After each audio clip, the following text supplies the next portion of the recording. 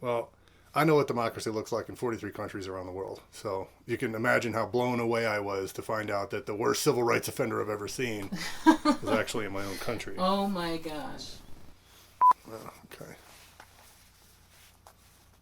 And this isn't some major city like Chicago, LA, something like that. I mean, this is a tiny little town of 3,500 residents nestled in the middle of the desert. Like this. Yep.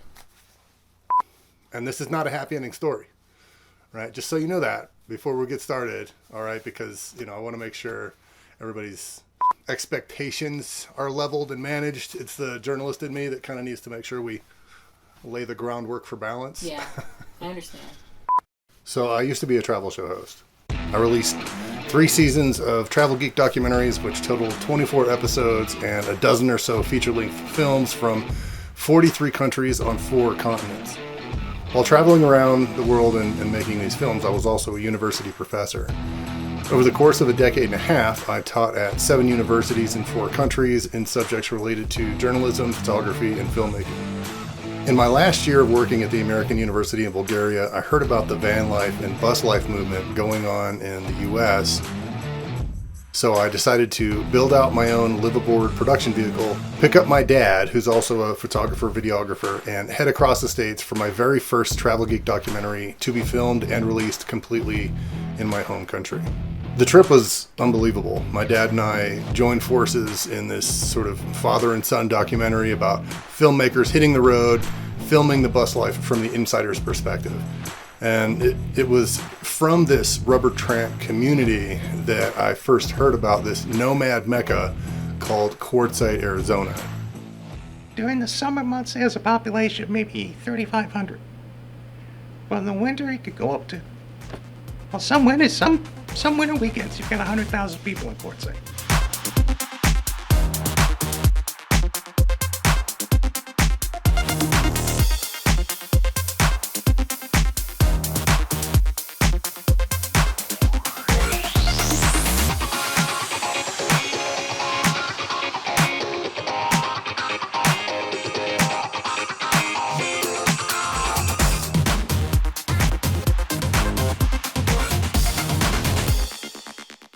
I thought, this is definitely going to be the best place to wrap the film, but then also I was kind of climbing up on the end of my budget and my dad had to go back home.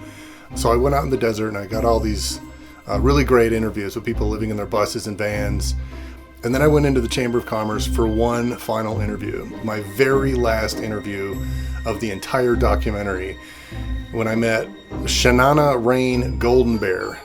She gave me a really great interview about the town that was full of murder plots and crazy police activities and mysterious questions of millions of dollars in taxpayer embezzlement.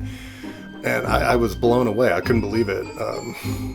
At a town the size of maybe 1/10 of my hometown, which is already small, there's stories of corruption and murder plots and civil rights violations reserved for cities hundreds of times its size. And it was that day, probably even that moment, that I decided that my Travel Geek documentary was nowhere near as important as the untold story of this town.